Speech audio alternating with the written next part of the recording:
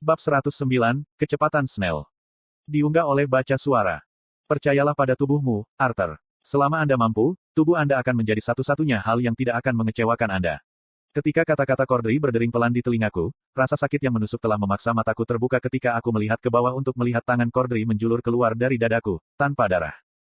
Sialan, saat kata itu keluar dari lidahku, sensasi yang terlalu akrab karena disedot keluar dari ranah jiwa, sekali lagi, membuatku kewalahan. Begitu saya terbangun kembali di gua, tangan saya melesat ke dada, mendorong lubang yang tidak ada di sana. Aku jatuh telentang di kolam dangkal. Berapa lama ini, Winsome? 2 menit, jawabnya. Arthur, semakin kamu dipaksa keluar dari dunia jiwa, semakin banyak waktu yang terbuang dalam pelatihanmu.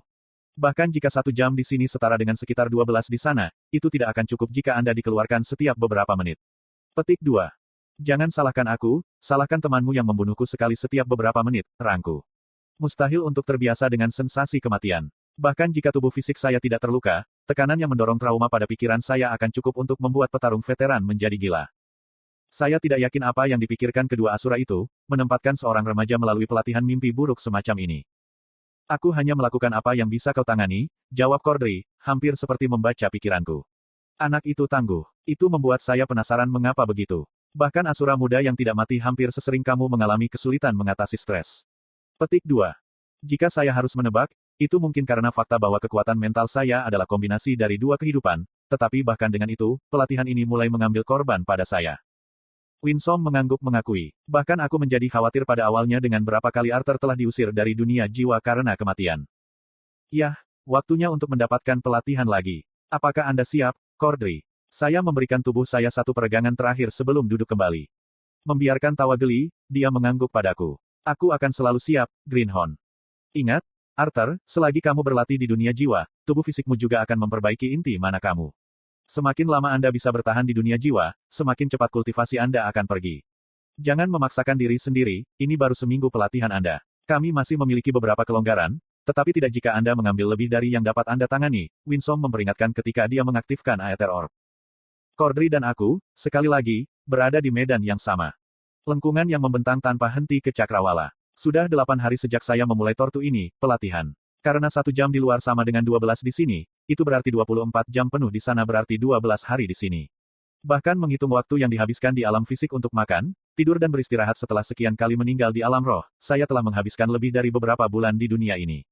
Pelatihan daratan dengan beku yang sabar dan sabar, Cordry. Aku bisa mengatakan kalau kamu ahli dalam pertarungan fisik, Arthur, tapi kamu menjadi terlalu bergantung pada penggunaan seni mana, atau apa yang kamu sebut sebagai sihir-sihir. Menurut dugaanku, kamu jauh lebih terbiasa dengan pertempuran dan duel yang lebih pendek. Konservasi dan distribusi mana yang tepat tidak pernah menjadi prioritas, bukan? Cordry berspekulasi. Lebih atau kurang, saya baru berusia 13 tahun, ingat. Aku membalas dengan polos. Tentu, asura itu mengangkat bahu, menatapku dengan tatapan yang mengatakan bahwa dia tidak membelinya. Kamu hanya manusia, artinya kamu terikat oleh keterbatasan yang mengikuti. Anda masih jauh dari mencapai tahap White Core apalagi tahap integrasi. Karena itu, tugas saya adalah melatih tubuh Anda. Lagi pula, semakin sedikit mana yang Anda habiskan untuk melindungi diri sendiri, semakin banyak peluang yang Anda miliki di area penggunaan lainnya. Sekarang mari kita mulai, saya sudah membuang-buang waktu dengan ocehan saya. Petik 2. Iya, Sir, jawab saya. Masuk ke posisi bertahan. Sosok Cordry menghilang dan muncul kembali dengan panjang lengan di depanku. Pertama kali saya datang ke dunia jiwa untuk berlatih, saya terbunuh dalam serangan pertama, bahkan tidak mampu bereaksi. Bahkan ketika aku tidak terbunuh, aku tersentak bangun pada pukulan sekecil apapun karena jiwaku tidak terbiasa mengambil cedera. Yang kedua, ketiga, keempat, sampai waktu yang ke-28, saya telah diusir dari dunia jiwa dalam serangan pertama. Tetapi pada waktu ke-29, saya bisa menghindar, hanya saja. Yah, cukup untuk bertahan sampai pukulan kedua. Tinggal dan berlatih di alam roh itu sulit, untuk sedikitnya. Hanya setelah beberapa minggu sekarat di alam roh, saya bisa bertahan cukup lama untuk benar-benar menyebutnya pelatihan. Cordry mengikuti tusukan kirinya ke leherku dengan siku kanan ke tulang dada. Hanya ketika kami bertengkar, aku diingatkan betapa menakutkannya Cordry. Temperamennya yang lemah lembut menghilang, digantikan oleh seorang pejuang yang dingin dan kejam yang mampu membunuhku lebih dari 100 kali dalam rentang beberapa detik. Tungkai asura itu tampaknya lenyap karena kecepatan tinggi di mana mereka bergerak. Satu-satunya alasan aku bisa mengelak adalah karena pola serangan Cordry selalu sama. Tentu saja ini dilakukan dengan sengaja, asura secara eksplisit memberitahuku koreografi serangannya, tidak pernah sekalipun menyimpang dari itu sejak awal pelatihan kami. Sangat menyedihkan bahwa aku nyaris tidak bisa mengelak dari serangan yang sudah ku ketahui akan datang, tapi itulah perbedaan di antara kami. Butir-butir keringat mengucur dari wajah dan tubuhku karena aku hanya sedikit mampu mengimbangi serangan Cordry. Detik menyatu bersama semakin lambat untuk membentuk menit ketika rasa waktu saya berkurang. Keputusasaan tampak jelas saat saya semakin banyak membuat kesalahan semakin lama kami bertarung. Saya belum mendaratkan satu pukulan pun padanya sejak awal pelatihan. Selama berbulan-bulan saya habiskan bertempur melawan Cordry, semua serangan saya menemui udara tipis. Baik, Anda menjaga lebih lama dari biasanya. Jangan ceroboh, Arthur. Tetap sabar dan menunggu waktu jika Anda tidak melihat celah, teriak Asura sambil terus menyerang dan dengan mudah menghindari semua upaya lemah saya untuk mendapatkan pukulan. Saya membuat kesalahan pada saat itu. Urutan serangan Cordry ditempatkan secara strategis sehingga jika aku tidak menghindarinya hanya dengan sehelai rambut, aku tidak akan bisa menghindari serangan berikutnya. Sementara aku menghindari sikunya yang berputar, gerakanku terlalu besar. Saya langsung bertemu dengan sapuan rendah yang tidak bisa saya hindari karena bersandar terlalu jauh ke belakang untuk menghindari pukulan sebelumnya. Saya memilih untuk menyerahkan kaki kiri saya sebagai tanggapan, mengetahui bahwa saya tidak akan bisa sepenuhnya menghindari sapuan. Seperti yang diharapkan, pukulan berderak menghancurkan pergelangan kaki kiriku tetapi aku terus menghindar.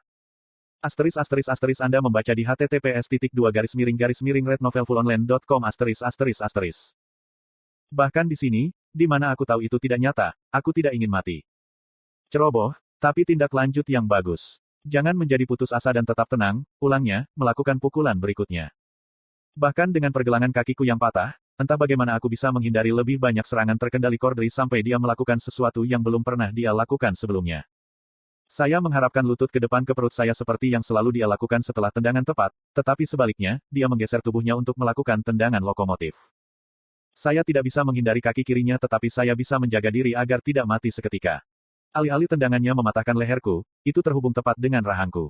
Dunia runtuh di sekitar saya ketika saya merasakan diri saya melompat-lompat seperti batu datar di permukaan danau sebelum jatuh ke tempat yang menyakitkan di atas tempat tidur yang sangat tinggi. Saya tidak dapat berbicara karena bagian bawah wajah saya benar-benar dimutilasi dan butuh sebagian besar kapasitas mental saya untuk menekan rasa sakit yang luar biasa, tetapi itu tidak menghentikan saya dari yang baik hati mengulurkan jari tengah di mentor saya. Menanggapi dengan seringai, dia membantuku berdiri. Kau berhasil tidak membuat dirimu terbunuh, katanya, tampak terkesan. Beristirahatlah sampai kondisi jiwamu pulih. Bahkan ketika dia mengatakan ini, aku sudah bisa merasakan tubuhku, atau jiwaku, pulih. Fragmen-fragmen tulang saya yang patah menyatu bersama ketika serabut otot, tendon, dan ligamen menyatu kembali. Sementara orang yang belum mengalami sensasi seperti itu mungkin berpikir bahwa tindakan penyembuhan yang begitu cepat akan menghibur atau menenangkan, itu sebenarnya sama menyakitkan, jika tidak lebih, dari cedera yang disebabkan. Saya terus mengatakan pada diri sendiri bahwa mengalami penderitaan seperti ini akan bermanfaat di kemudian hari, berharap itu akan membuat saya melalui siksaan ini setiap kali kami berlatih, tetapi saya berada di ambang kehancuran. Belum lebih dari seminggu, namun, karena distorsi waktu di dunia ini, bagi saya, berbulan-bulan telah berlalu. Kemajuan saya sebagai mage selalu tak tertandingi, jadi berlatih di sini seperti ini, di mana pencapaian terbesar saya dalam beberapa bulan terakhir telah bertahan hidup selama lebih dari 5 menit melawan seseorang yang dengan sengaja menahan diri, saya tidak bisa membantu tetapi menjadi frustrasi dan tidak sabar. Kita harus istirahat sejenak dari pelatihan tempur. Pernyataan tiba-tiba Cordry mengejutkan saya. Melihat dia berspesialisasi dalam pertarungan tangan kosong, aku tidak yakin apa lagi yang akan dia ajarkan padaku. Maksud kamu apa? Apakah saya tidak belajar cukup cepat? Petik 2. Tidak, bukan itu. Sebenarnya, kemampuan Anda untuk memahami dan memahami itu menakutkan, ditambah dengan kekeras kepalaan Anda, tidak mengherankan bahwa potensi Anda sebagai seorang mage berada di luar kemampuan orang lain. Namun, karena kekeras kepalaan Anda itu, saya khawatir Anda tanpa sadar akan hancur jika kita terus berjalan dengan kecepatan saat ini, jawab pelatih saya ketika dia duduk. Istirahat. Saya pikir ranah di dalam Aether Orb tidak akan membiarkan saya mati. Dan selain itu, dengan kecepatan generasi keadaan jiwaku, selama kamu tidak membunuhku secara instan, aku seharusnya baik-baik saja, kan? Petik 2. Asura bermata empat mengangkat pandangannya dan menatapku dengan tegas. Aku tidak berbicara tentang merusak tubuhmu, Arthur. Saya berbicara tentang melukai Anda di sini, katanya, mengetuk kepalanya. Jadi, menyakitiku secara psikologis. Mungkin sikap keras kepala yang sama yang baru saja dibicarakan Cordry atau lapisan kebanggaan yang membuatku tidak tahu akan kemungkinan ini, tetapi aku tidak bisa memaksakan diriku untuk setuju dengannya. Arthur, Anda terus mengalami kematian saat berlatih di sini bersama saya setiap hari. Lebih dari itu, kematian tidak lagi menjadi titik akhir, tetapi merupakan awal dari tingkat rasa sakit yang bahkan oleh para Asura pun bisa dianggap menakutkan. Cordry bangkit dari tanah saat dia menjelaskan. Bahkan jika itu tidak akan merusak tubuhmu, trauma seperti itu akan mulai menghalangi jenis tempur yang kucoba untuk melatihmu menjadi seperti itu. Ketika kita berbicara tentang tingkat rasa sakit ini, terlalu banyak rasa sakit itu dan tubuh Anda akan secara naluriah mencoba menyelamatkan diri, terlepas dari apakah Anda menginginkannya atau tidak. Cukup rasa sakit, dan itu akan menjadi pedang dan perisaimu yang paling bisa diandalkan. Petik 2. Saya memikirkan kata-kata pelatih saya sejenak dan mengerti dari mana dia berasal. Namun, saya menganggap diri saya sebagai pengecualian, setelah menjalani 2 kehidupan. Sebut itu sombong, tapi saya merasa bisa menerimanya. Jujur, Cordry, aku baik-baik saja, kita tidak. Saya bahkan tidak punya waktu untuk secara sadar memproses apa yang telah terjadi. Suatu saat, kami berbicara, saat berikutnya, rasa takut yang luar biasa menimpa saya seperti tsunami. Hal berikutnya yang saya tahu, saya berada beberapa meter dari Asura dengan Dragon's Balat, pedangku, dipegang erat di genggaman saya. Mataku kembali terfokus pada Cordry, hanya untuk melihat Asura dengan bunga di tangannya. Dia tidak mengatakan apa-apa, dia tidak perlu. Saat aku lengah, sosok Cordry berkedip dan lenyap, dan bahkan tanpa jejak kehadiran atau niat, rasa sakit yang membakar membuatku melihat ke bawah. Tangan mentor saya, sekali lagi, menembus dadaku. Ketika saya mencoba menarik diri darinya, saya jatuh. Asura menarik tangannya dan berlutut agar sejajar denganku.